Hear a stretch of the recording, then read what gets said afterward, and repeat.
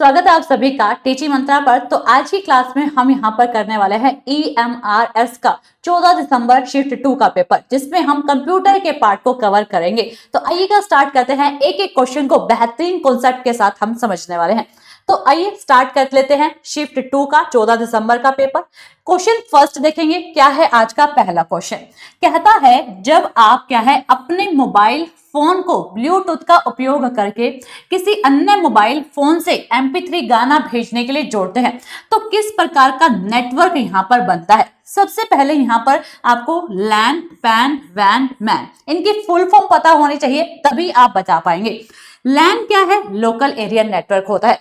ये कितने एरिया को कवर करता है? तो ये आपके 50 से 100 मीटर के दायरे को जो है कवर करता है।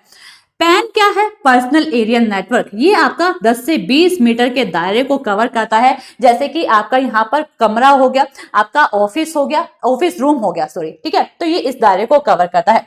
वैन क्या है? वाइड एरिया नेटवर्क होता है, जो कि देश विदेश तक यहाँ पर हमारे नेटवर्क को कनेक्ट करता है।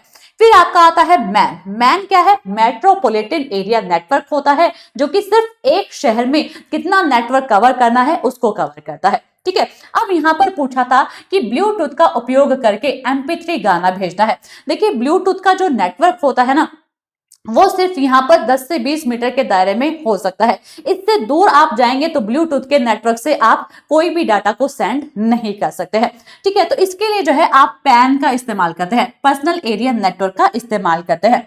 इनको थोड़ा सा डिटेल में समझिए। लैन क्या है? लोकल एरिया नेटवर्क, जिसका उपयोग छोटे क्षेत्र जैसे कि कमरा हो गया, ऑफिस हो गया, स्कूल लैब होगी, ठीक है, कंप्यूटर, प्रिंटर आदि को जोड़ने के लिए किया जाता है। लैन आमतौर पर वाइड एरिया नेटवर्क से बनाया जाता है और प्रिंटर शेयरिंग के लिए जो है इस्तेमाल किया जाता है। पैन क्या है? Personal area network. देखिए ये सभी फुल फॉर्म आपको पता होने चाहिए, क्योंकि फुल फॉर्म भी आगे आपका जो भी एग्जाम हो, चाहे KVS, NVS, CBSE या फिर EMRS का आगे जो भी एग्जाम हो, तो सभी में कहीं से भी क्वेश्चन आपका पूछा जा सकता है। तो ये फुल फॉर्म आपके लिए काफी इंपॉर्टेंट रहेंगी। बहुत छोटा सा क्षेत्र जिससे ब्लूटूथ के माध्यम से मोबाइल, लैपटॉप के माध्यम से कनेक्ट करते हैं। वैन क्या है? वाइड एरिया नेटवर्क है, बहुत बड़ा क्षेत्र जहां पर देश, महाद्वीप सभी से कनेक्ट होता है। मैन आपका मेट्रोपॉलिटन एरिया नेटवर्क, जहां पर शहर स्तर के नेटवर्क को कनेक्ट किया जाता है। तो अब आप यहां पर समझ गए क्वेश्चन में क्या पूछा गया था, ब्लूटूथ के माध्यम से करना है, तो वहां पर आपका क्या आ जाएगा? पैन आ जाएगा। क्या आ जाएगा? पैन आ जाएगा। Option number B is the right answer. चलिए नेक्स्ट क्वेश्चन पर देखिए। नेक्स्ट क्वेश्चन क्या है? कहता है एक्स एक क्या है? नेटवर्क सुरक्षा प्रणाली है, ठीक है। एक्स कुछ है, इन चारों में से कुछ है जो कि क्या है? सुरक्षा प्रणाली है, जो विश्वसनीय आंतरिक नेटवर्क और अविश्वसनीय बाहरी नेटवर्क जैसे इंटरनेट के बीच एक अवरोध के रूप में कार्य करती है, ताकि अनधिकृत पहुंच और हानिकारक हमलों से सुरक्षा की जा सके। किससे? हानिकारक हमलों से क्या की जा सके? सुरक्षा की जा सके। निम्नलिखित विकल्पों में इस एक्स की आपको पहचान करनी है कि ये एक्स है क्या जो हानिकारक हमलों से यहाँ पर सुरक्षा प्रोवाइड कर रहा है। फायरवॉल है, वायरस है। भाई वायरस तो क्या है? वायरस जब हमारे सिस्टम में आ जाता है तो सभी चीजों को हैंग कर देता है, तो वायरस तो सुरक्षा नहीं करता, ये तो खराब करता है। फायर यहाँ पर मालवेयर क्या है? ये भी क्या है? ये क्या है? हमारे सिस्टम में आकर डस्ट दे देता है और हमारे सिस्टम को क्या है? डैमेज कर देता है, हर प्रकार की फाइल्स को डैमेज कर देता है। ये भी एक डिवाइस है, तो ये क्या है? गलत हो जाएगा। मॉडेम क्या होता है? मॉडेम से तो हम क्या है? नेटवर्क को कनेक्ट करते हैं। तो यहाँ पर एक्स की पहचान करनी थी, तो एक्स क्या है? ये फायरवॉल है, जो कि क्या है? हानिकारक हमलों से यहाँ पर हमें क्या है? सुरक्षा प्रोवाइड करता है। हमारे CPU में जो भी हानिकारक यहाँ पर हमले होने होते हैं, यानी कि आने जाने वाले डाटा को क्या है? सेफ रखता है, सुरक्षित रखता है। आइए इसको थोड़ा सा डिटेल में समझते हैं। फायरवॉल कंप्यूटर और नेटवर्क को अनधिकृत एक्सेस और हानिकारक ट्रैफिक से बचाता है, आने जाने वाले डाटा को फिल्टर करता है और संदिग्ध गतिविधि को रोकता है। वायरस क्या है? यह नुकसान करता है, सुरक्षा नहीं। मैलवेयर क्या है? हानिकारक क्या है? सॉफ्टवेयर होता है। हानिकारक सॉफ्टवेयर होता है जिसको हम अपने CPU में डालते हैं, तो हमारे यहाँ पर CPU में जो है फाइलें क्या हो जाती हैं? डिस्ट्रॉय हो जाती हैं, वो यहाँ पर ये जो है हमारा डैमेज होने लग जाता है। मॉडेम क्या है? इंटरनेट से कनेक्ट करने का एक डिवाइस होता है, ना कि सुरक्षा देता है ये, ठीक है। तो अब आप समझ गए होंगे, option number A is the right answer. Next देखिए क्या है? निम्नलिखित में से कौन सा इंटरनेट पर सर्च इंजन नहीं है? इसने क्या पूछा? सर्च इंजन कौन सा नहीं है? तो देखिए यहाँ पर जो आपका बिंग है, ये क्या है? सर्च इंजन है। आप देखते हैं जैसे ही बिंग खोलेंगे सर्च का ऑप्शन आ जाएगा, ये क्या है? सर्च इंजन है। गूगल क्या है? ये भी आपका सर्च इंजन है, आप कुछ भी क्या है? सर्च करते हैं। याहू क्या है? ये भी क्या है? सर्च इंजन है। लेकिन जो आपका एज है, ठीक है, जो आपका एज है, ये क्या है भाई? ये आपका माइक्रोसॉफ्ट एज है, जो ये आपका ब्राउजर है। ये क्या है? आपका ब्राउजर है। तो सर्च इंजन कौन सा नहीं है? आपका एज नहीं होता। तो option number B is the right answer. Clear होगी इतनी बात? आइएगा नेक्स्ट पर बढ़ते हैं, इसको थोड़ा सा डिटेल में समझ के। माइक्रोसॉफ्ट एज एक क्या है? वेब ब्राउजर है। ब्राउजर और सर्च इंजन में अंतर क्या होता है? वेब ब्राउजर क्या है? इंटरनेट चलाने का सॉफ्टवेयर है, जो कि एज हो गया, क्रोम हो गया, फायरफॉक्स हो गया। और सर्च इंजन क्या है? इंटरनेट पर जानकारी खोजने के लिए होता है, जैसे कि आपका गूगल है, बिंग है और याहू है, जिनको अभी आपने समझा है। तो इनके डिफरेंस को आपको याद रखना है। चलिए नेक्स्ट क्वेश्चन देखिएगा। MICR विशेष शाही का उपयोग करके अक्षरों को मुद्रित करता है, जिससे मशीनें जानकारी को शीघ्रता से पढ़ और संसाधित कर सकती हैं। यह तकनीक बैंकिंग उद्योग में चेक प्रोसेसिंग के लिए व्यापक रूप से उपयोग की जाती है। MICR के पूर्ण रूप में अक्षर M का अर्थ क्या है? तो पहले आपको क्या पता होना चाहिए? MICR की फुल फॉर्म पता होने चाहिए। उससे पहले मैं आपको बता दूं, जो आपके चेक होते हैं उस पर आप देखते होंगे सिल्वर कलर का नीचे कुछ नंबर्स लिखे होते हैं। वो एक इंक भी होती है और एक क्या है, यहाँ पर कौन सी इंक होती है? चुंबकीय इंक होती है। जैसे ही उसको मशीन में डाला जाता है, जो कि आपकी क्या है? बैंकिंग्स में होती है, तो वहां पर वो उसको प्रोसेस कर लेता है और हमें क्या है? अमाउंट के रूप में दे देता है। ठीक है, हम चेक लगाते हैं, वो हमें अमाउंट जो है यहाँ पर इस तरह से प्रोसेस करके दे देता है। ठीक है, तो यहां पर पूछा है वो MICR जो है उसकी फुल फॉर्म, जिसमें M का अर्थ क्या है आपको बताना है। तो सबसे पहले MICR की फुल फॉर्म को जानो। यहां पर क्या होती है? मैग्नेटिक इंक कैरेक्टर रिकॉग्नाइजेशन होता है, इसलिए MICR में M का अर्थ मैग्नेटिक होता है। और MICR क्या है इसे समझिए।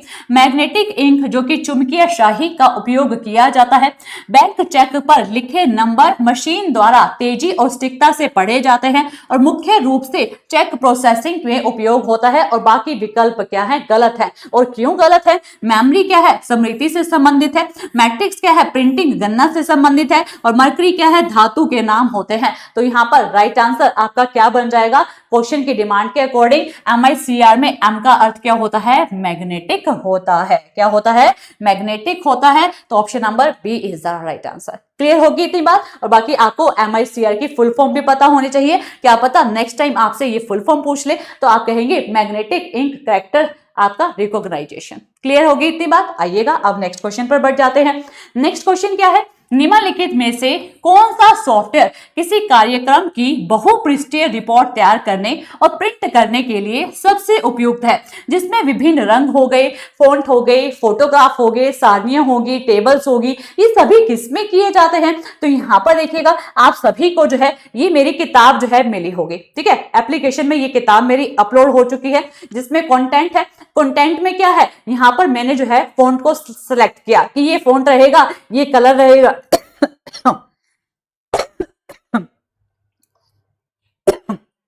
एक मिनट रुकिएगा।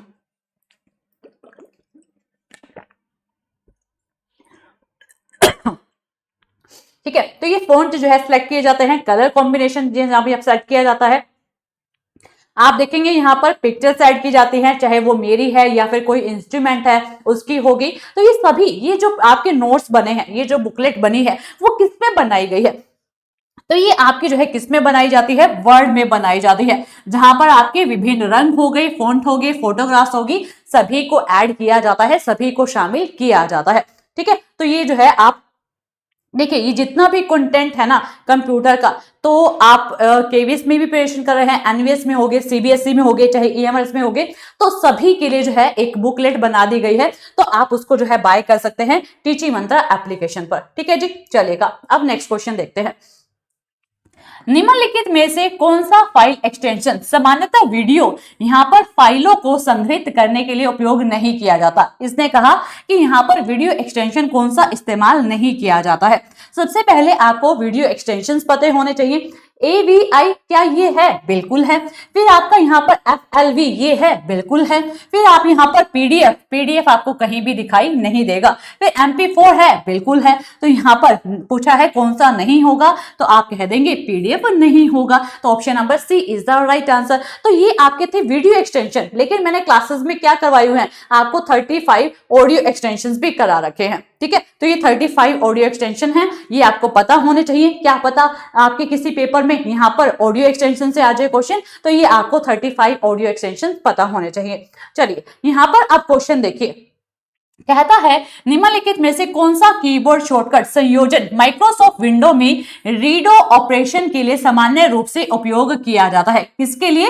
रीडो के लिए पूछ लिया है। तो देखिए मैंने आपको जो है यूट्यूब पर शॉर्टकट कीज का यहाँ पर टॉपिक करवाया था, है ना, शॉर्टकट कीज का करवाया था। उसमें मैंने ये शॉर्टकट कीज आपको बताई थी, जहां पर 7th नंबर पर कंट्रोल प्लस में वाई किसके लिए है? रीडो के लिए इस्तेमाल होता है। तो यहां पर अब आपका आंसर गलत नहीं होगा कि आप कह देंगे कंट्रोल प्लस में वाई आपका रीडो के लिए इस्तेमाल होता है। तो option number D is the right answer. Clear होगी इतनी बात? आइएगा नेक्स्ट पर चलते हैं। नेक्स्ट क्या है, कहता है निम्नलिखित में से कौन सा एंटीवायरस प्रोग्राम नहीं है? तो एंटीवायरस प्रोग्राम टैली प्राइम नहीं है, माइक्रोसॉफ्ट डिफेंडर नहीं है, नॉर्टन 360 नहीं है, या फिर कास्पर स्काई नहीं है। तो यहाँ पर टैली प्राइम जो है एंटीवायरस प्रोग्राम नहीं है। क्लियर है? बाकी सभी क्या है? एंटीवायरस प्रोग्राम होते हैं।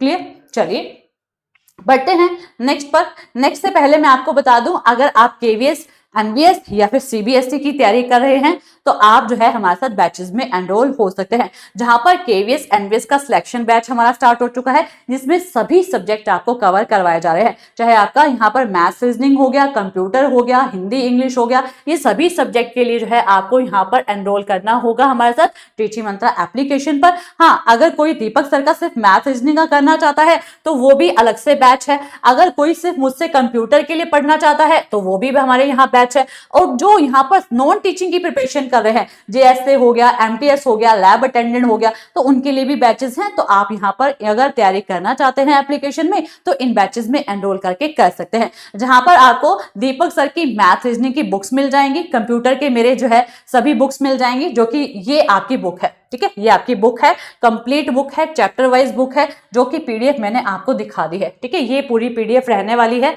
जिसमें विद पिक्चर मैंने जो है सारे कंसेप्ट को रखा हुआ है।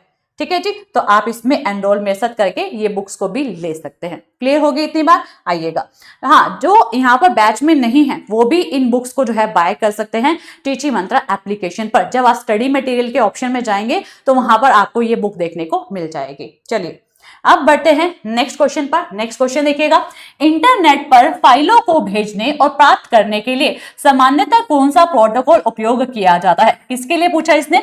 इंटरनेट पर फाइल के लिए पूछा है। लेकिन जो आपका ये शिफ्ट 2 का पेपर है, शिफ्ट 1 का पेपर देखेंगे ना, तो यहाँ पर फाइल की जगह क्या लिखा हुआ था? मेल लिखा हुआ आया था। सेम क्वेश्चन था, कोई लाइन चेंज नहीं थी, सिर्फ फाइल की जगह पर यहाँ पर एक वर्ड चेंज था, मेल का। ठीक है, कि ईमेल के लिए। तो अब यहाँ पर देखिए HTTPS, यहाँ पर दो यहाँ पर प्रोटोकॉल होते हैं।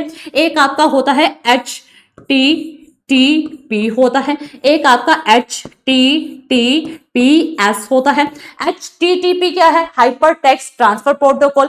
HTTPS क्या है? Hyper text transfer protocol secure क्यों होता है? क्योंकि आपने देखा होगा, चाहे आपकी सीबीएसई की साइट है, केवीएस की साइट है, एनवीएस की साइट है, ईएमआरएस की साइट है, सीबीएसई की है, सभी यहाँ पर साइट्स के आगे HTTPS लिखा होता है। वो क्यों लिखा होता है? क्योंकि ये क्या है, हमारी साइट ऑफिशियल है। ठीक है जी, सिक्योर है, ऑफिशियल है, आपको ऑफिशियल डाटा, ऑफिशियल जानकारी इन्हीं साइट्स पर मिलेगी, इसलिए इनकी साइट के आगे S लिखा होता है। ठीक है, फिर आपका आता है www, इसकी फुल फॉर्म क्या है? वर्ल्ड वाइड वेब होता है। फिर आपकी FTP क्या है? फाइल ट्रांसफर प्रोटोकॉल है। क्या है?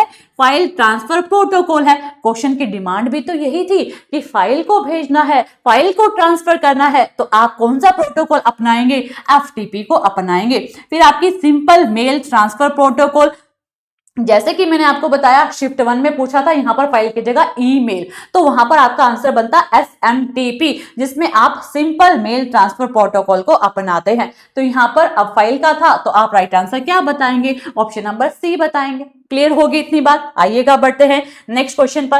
कहता है निम्नलिखित में से कौन सा कंप्यूटर सिस्टम आउटपुट डिवाइस नहीं है। यहां पर देखिए स्पीकर, आप स्पीकर पे जो है गाने सुनते हैं अपने फोन के साथ जो है ब्लूटूथ कनेक्ट करते हैं और अपने जो है इसमें ब्लूटूथ यहाँ पर स्पीकर में गाने सुनते हैं तो स्पीकर आपको क्या दे रहा है, आउटपुट दे रहा है। ठीक है जी, आपको क्या देता है, आउटपुट देता है, तो आउटपुट मिलता है। प्रिंटर से आप कोई भी पेपर निकलवाते हैं, फॉर एग्जाम्पल आपका एग्जाम आता है, रोल नंबर आता है, तो रोल नंबर कैसे निकलवाते हो, प्रिंटर के माध्यम से ही तो निकलवाते हो। आपको आउटपुट दे देता है, प्रिंट आउट निकाल कर दे देता है, तो ये क्या है, आउटपुट डिवाइस है। प्लॉटर क्या है, आउटपुट डिवाइस है जो कि प्रिंटर की तरह ही काम करता है। लेकिन जो आपका स्कैनर है ना, ये आपका क्या है, इनपुट डिवाइस है। तो इसने कहा आउटपुट डिवाइस कौन सा नहीं है, तो option number A is the right answer. ठीक है जी, चलिए ये आपके इनपुट डिवाइस है, ये आपके आउटपुट डिवाइस है। तो क्लासेस में मैंने समझाए हुए हैं, प्लेलिस्ट को एक बार जाके देखिएगा चैनल पर, तो आपको सभी चीजें मिल जाएंगी। यहां पर देखिए निम्नलिखित में से कौन सा वेब एड्रेस अमान्य है। HTTPS यहां पर देखिएगा इसने पूछा है अमान्य है, यानी कि गलत कौन सा है। पहले में ही देखिए रेड एंड लिखा हुआ है, एंड ब्लू। तो जब वेब एड्रेस दिया जाता है ना, तो एंड यहां पर वर्ड जो है यूज नहीं होता, यही क्या है, अमान्य है। तो right answer option number A is the right answer.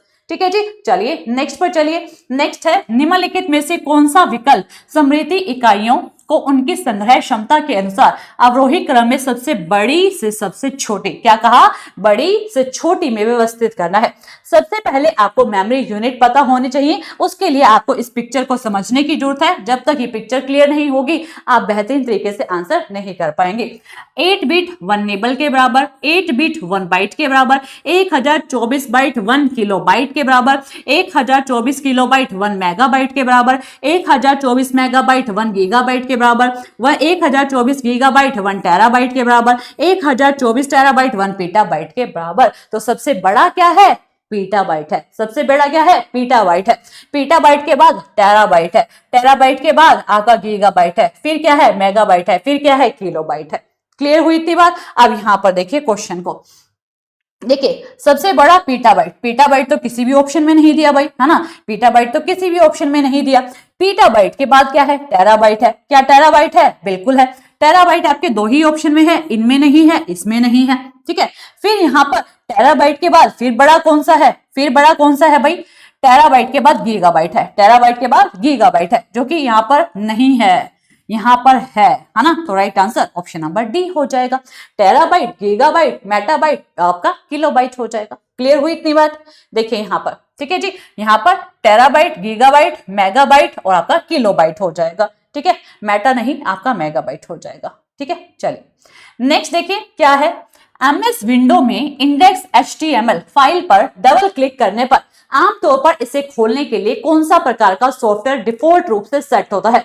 Word processor, text editor, spreadsheet, web browser. देखिए जो आपका .html फाइल एक्सटेंशन है, ये आपके किसके लिए यूज किए जाते हैं, वेब ब्राउजर के लिए यूज किए जाते हैं। ठीक है जी, ये आपके वेब ब्राउजर के लिए यूज होते हैं। तो right answer option number D हो जाएगा। चलिए नेक्स्ट, चैट जीपीटी। ये देखिए आपका शिफ्ट 1 में भी क्वेश्चन पूछा गया था चैट जीपीटी को लेकर, और फिर आपका शिफ्ट 2 में भी पूछ लिया है। तो देखिए निम्नलिखित में से चैट जीपीटी के बारे में कौन सा कथन सही है। चैट जीपीटी में मुफ्त और सशुल्क दोनों योजनाएं होती हैं। बिल्कुल, जब आप चैट जीपीटी का इस्तेमाल करते हैं, पहले आपको ये फ्री सेवा देता है, फिर थोड़ी देर में कहता है जब हम इसे थोड़ा यूज कर लेते हैं कि आप इसे क्या है, परचेज कर लीजिए। तो ये बात तो सही है। चैट जीपीटी केवल छात्रों के लिए मुफ्त है, बिल्कुल ऐसी कोई भी यहाँ पर नहीं दिया हुआ है। चैट जीपीटी हमेशा मुफ्त है, नहीं भाई, हमेशा मुफ्त नहीं होता। चैट जीपीटी हमेशा एक शुल्क है, बिल्कुल भी नहीं। यहाँ पर पहले क्या है, मुफ्त दिया जाता है कि आप इसे थोड़ी देर यूज कर पाते हैं, आप देख लेते हैं कि इसके फीचर कैसे कैसे हैं, आपको अच्छा लगता है, फिर ये कहता है कि बाय कर लो, तभी मैं आपका यहाँ पर काम करूंगा। ठीक है जी, तो पहले मुफ्त होता है, फिर सशुल्क, दोनों योजनाएं इसमें उपलब्ध होती हैं। ठीक है, चलेगा। नेक्स्ट देखिए, नेक्स्ट क्या है, निम्नलिखित में से कंप्यूटर प्रणाली में iCloud का सबसे यहाँ पर जो है सामान्य प्राथमिक उपयोग क्या है। तो यहाँ पर पूछा है iCloud का सबसे सामान्य प्राथमिक उपयोग क्या है। ऑनलाइन स्टोरेज है, ऑपरेटिंग सिस्टम है, वेब ब्राउजर है, एंटीवायरस सॉफ्टवेयर है। तो आपका जो ऑनलाइन स्टोरेज होता है ना, ये आपका क्या है, प्राथमिक उपयोग होता है iCloud को लेकर। तो option number D is the right answer. Option number D is, sorry, A is the right answer. ठीक है जी। तो आप यहाँ पर सारे क्वेश्चन आई होप आपको सभी अच्छे से क्लियर हुए होंगे। तो कहीं पर भी डाउट हो तो कमेंट सेक्शन में मुझे जरूर कीजिएगा, और बाकी इसी तरह के कंसेप्ट सीखने के लिए बने रहें टीचिंग मंत्रा पर। चैनल को सब्सक्राइब कर लीजिए ताकि हर प्रकार का नोटिफिकेशन आपको मिलता रहे। और अगर आप केवीएस, एनवीएस, सीबीएसई या फिर ईएमआरएस कोई भी प्रिपरेशन कर रहे हैं तो आप मेरी इस बुक से जो है सभी कॉन्सेप्ट को समझ सकते हैं। सभी कॉन्सेप्ट इसमें दिए हुए हैं। बाकी यहाँ पर एक बुकलेट और दी है मैंने टीचिंग मंत्रा एप्लीकेशन पर। स्टडी मटेरियल में जाएंगे तो आपको पीवाईक्यू की बुक मिल जाएगी जिसमें केवीएस, एनवीएस को लेकर 620 क्वेश्चन मैंने दिए हैं, ठीक है, विद सॉल्यूशन। तो वो सभी के लिए फ्री ऑफ कॉस्ट है, तो आप वो जो है बुक जरूर लीजिएगा एप्लीकेशन में जाके। बाकी इस बुक को अगर आप बाय करना चाहते हैं जिसमें सभी कॉन्सेप्ट दिए गए हैं जो कि इस प्रकार से हैं, ठीक है जी, इस प्रकार से ये सभी कॉन्सेप्ट रहने वाले हैं, तो आप इनको जो है बाय करके अपनी प्रिपरेशन को यहाँ पर स्ट्रॉन्ग कर सकते हैं। ठीक है, ये हिंदी मीडियम में भी है और इंग्लिश मीडियम में भी है, जो भी आप लेना चाहें यहाँ पर लेकर अपनी प्रिपरेशन को कर सकते हैं। ठीक है, और बाकी केवीएस, एनवीएस को लेकर ये सभी हमारे बैचेस चल रहे हैं, इनमें एनरोल करना चाहें तो इनमें भी आप एनरोल करके प्रिपरेशन कर सकते हैं। ठीक है जी, तो बने रहिए टीचिंग मंत्रा पर। चैनल को सब्सक्राइब करना मत भूलिएगा, लाइक शेयर करना भी मत भूलिएगा। धन्यवाद।